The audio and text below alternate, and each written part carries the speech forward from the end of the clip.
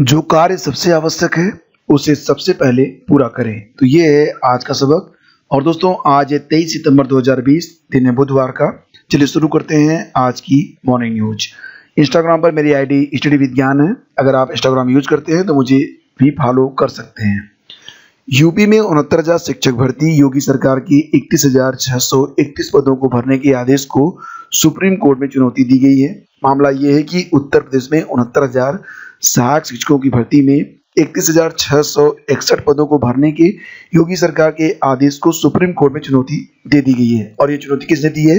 BTC के छात्रों ने। तो बीटीसी छात्रों की वकील रितु रेणुवाल ने मंगलवार को शीर्ष अदालत में याचिका दाखिल कर 31,661 पदों पर भर्ती के यूपी सरकार के नोटिफिकेशन पर रोक लगाने की मांग की है। याचिका में कहा गया है कि 69,000 शिक्षक भर्ती मामले में सुप्रीम कोर्ट ने अपना फैसला सुरक्षित रखा हुआ है। ऐसी स्थिति में जब तक कोर्ट का फैसला नहीं आता 31,661 पदों पर भर्ती के यूपी सरकार के नोटिफिकेशन पर रोक लगाई जानी चाहिए। मुख्यमंत्री योगी आदित्यनाथ ने 69,000 सहायक अध्यापक भर्ती के 31,661 पदों पर एक हफ्ते के भीतर नियुक्तियां करने का निर्देश दिया था। इसके बाद बेसिक शिक्षा विभाग पूरी तरह तैयारी में जुटा था। कहा गया था कि मुख्यमंत्री योगी आगामी दिनों में खुद चयनित अभ्यर्थियों को नियुक्ति पत्र बांटेंगे। अब इस फैसले के खिलाफ बीटीसी अभ्यर्थी शीर्ष अदालत पहुंच गए हैं। आपको बता दें कि इस भर्ती में कट ऑफ मामला सुप्रीम कोर्ट में है। 21 मई को सुप्रीम कोर्ट ने कहा था कि शिक्षा मित्रों के लिए पदों को छोड़कर बाकी पर भर्ती की जाए। सुप्रीम कोर्ट के आदेश के मुताबिक 37,339 पदों को शिक्षा मित्रों के लिए छोड़ा गया है। पूरा मामला क्या है? दरअसल शिक्षा मित्र कट ऑफ अंकों को लेकर सुप्रीम कोर्ट गए हैं। रामशरण बौर बनाम राज्य सरकार मामले में हाई कोर्ट ने राज्य सरकार के पक्ष में यानी कि 60-65% का जो कट ऑफ था फैसला सुनाया था, लेकिन इसके विरोध में शिक्षा मित्र सुप्रीम कोर्ट गए और पिछली भर्ती की तरह 45-40 कट ऑफ करने की मांग कर रहे हैं। शिक्षा मित्रों का दावा है कि शिक्षक भर्ती की लिखित परीक्षा में लगभग 45,000 शिक्षा मित्रों ने फॉर्म भरा था। उत्तरमाला के मुताबिक 45-40 अंकों पर 37,000 से ज्यादा शिक्षा मित्र पास हो रहे हैं, क्योंकि परीक्षा नियामक प्राधिकारी के मुताबिक 45-40 कट ऑफ पर केवल 8,018 शिक्षा मित्र पास हुए हैं। ये 45-40 नहीं, ये 60 और 65 होना चाहिए था। उसके मुताबिक 8,018 हुए हैं। तो बस 45-40 वाले के हिसाब से 37,000 से ज्यादा पदों पर रोक लगा दी गई थी। पूरा मामला आप लोग जानते हैं। और राज्यसभा में विपक्ष ने विभिन्न सरकारी विभागों में खाली पड़े 20 लाख पदों पर अविलंब भर्ती करने की मांग उठाई है। कांग्रेसी नेता मल्लिकार्जुन खड़गे ने कहा कि लॉकडाउन में काम धंधा बंद होने से नौकरी पेशा बेरोजगार हो गए हैं। सरकारी विभागों में नई भर्तियां नहीं हो रही हैं। और राज्यसभा में शून्यकाल में मल्लिकार्जुन खड़गे ने कहा कि कोरोना महामारी में बगैर सोचे समझे लॉकडाउन लगाने से नौकरी पेशा परेशान है। सरकार ने हर साल 2 करोड़ नौकरी देने का वादा किया था, लेकिन लॉकडाउन के कारण 14 करोड़ नौकरी पेशा बेरोजगार हो गए हैं। विश्व बैंक ने सुझाव दिया है कि बेरोजगारी को काबू करने के लिए भारत को हर साल 81 लाख नौकरियां पैदा करनी होंगी। और देखिए, उत्तर प्रदेश में जो सरकारी नौकरियों की बाढ़ आने वाली है, उसके लिए पहला चरण यही होगा कि यूपी SSSC में बहुत सारे पद आ रहे हैं। इस बार जो लेखपाल के पद हैं, इनकी संख्या क्रमशः बढ़ रही है। अभी तक जो पद थे वो लगभग 4,000 के आसपास थे, लेकिन अब ये पद बढ़कर 7,019 हो गए हैं। तो 7,019 लेखपाल के पद होंगे और कुल मिला के देखा जाए तो 8,249 पदों पर भर्तियां होने जा रही हैं। और 6 माह में नियुक्ति पत्र भी मिल जाएगा। यानी कि उत्तर प्रदेश अधीनस्थ सेवा चयन आयोग ने युवाओं को नौकरी देने की दिशा में काम करना शुरू कर दिया है। सबसे पहले राजस्व विभाग में खाली 8,249 पदों पर भर्ती का विज्ञापन निकाला जाएगा और इसमें EWS के जो कैंडिडेट हैं उनको 10% का जो लाभ मिलता है रिजर्वेशन का, वो भी दिया जाएगा। तो आयोग के सूत्रों का कहना है कि आवेदन लेने के बाद 3 माह के अंदर परीक्षा कराई जाएगी, जिससे मुख्यमंत्री योगी आदित्यनाथ की घोषणा के मुताबिक 6 माह में पात्रों को नौकरी दी जा सके। तो कौन कौन से पद हैं इसको भी देख लेते हैं। तो लेखपाल के 7,019 पद, राजस्व निरीक्षक के 1,073, वरिष्ठ सहायक के 53 और कनिष्ठ सहायक जूनियर असिस्टेंट के 104 पदों पर भर्ती होगी। और अधीनस्थ सेवा चयन आयोग के अभ्यर्थियों की सुविधा के लिए ऑनलाइन भर्ती विज्ञापन जारी करेगा।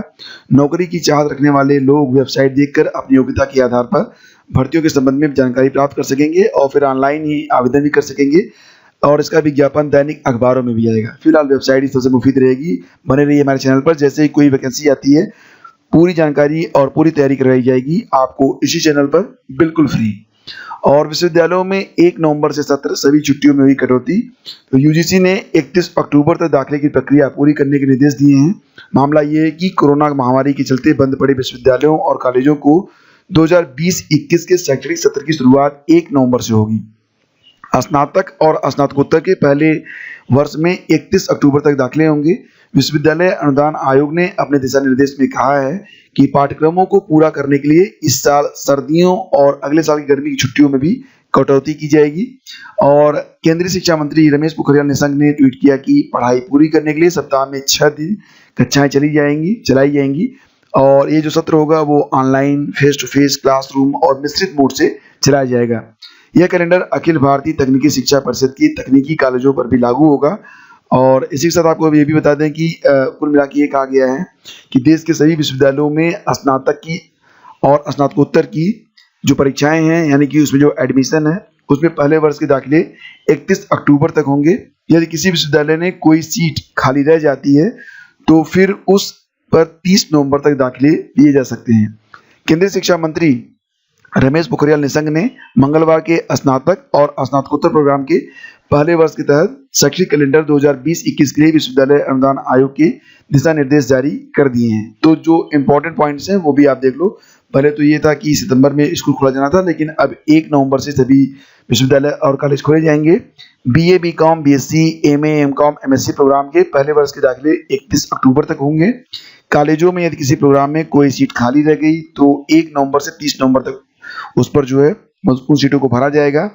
प्रतियोगी परीक्षाओं के रिजल्ट के देरी से होने वाले दाखिले किसी विश्वविद्यालय में सत्र 2020-21 को 18 नवंबर से शुरू होंगे। 1 नवंबर से शुरू होने वाला सेमेस्टर 26 मार्च तक चलेगा। 1 से 7 मार्च तक परीक्षा की तैयारी का अवकाश रहेगा। 8 से 26 मार्च तक ऑड या मानसून सेमेस्टर परीक्षाएं होंगी। 27 मार्च से 4 अप्रैल तक सेमेस्टर ब्रेक होगा। इवन या विंटर सेमेस्टर की जो कक्षाएं होंगी वो 5 अप्रैल 2021 से शुरू होंगी। 1 से 8 अगस्त तक परीक्षा तैयारी की छुट्टी होगी। 9 से 21 अगस्त तक वार्षिक परीक्षाएं होंगी। 30 अगस्त से सत्र 2021-22 की शुरुआत होगी। तो ये पूरा जो कार्यक्रम जारी हो गया है। और यूपी बोर्ड की पहल पर जिले के 21% अभिभावकों ने कक्षा 9 से 12 तक के बच्चों को स्कूल भेजने पर सहमति जताई है। केंद्र सरकार की ओर से सभी राज्य सरकारों से अभिभावकों की सहमति के आधार पर 9वीं से 12वीं तक के आधे बच्चों को स्कूल बुलाने का निर्देश दिया गया था। इसके आधार पर यूपी बोर्ड सचिव ने प्रदेश के सभी संयुक्त शिक्षा निदेशकों और डीआईओएस से अभिभावकों की सहमति पर एक रिपोर्ट मांगी थी। तो ये मामला आया है 21% का। प्रयागराज के जो जिला विद्यालय निरीक्षक हैं आर्यन विश्वकर्मा, उन्होंने बताया कि जिले में 9वीं से 12वीं तक के कुल 1079 विद्यालयों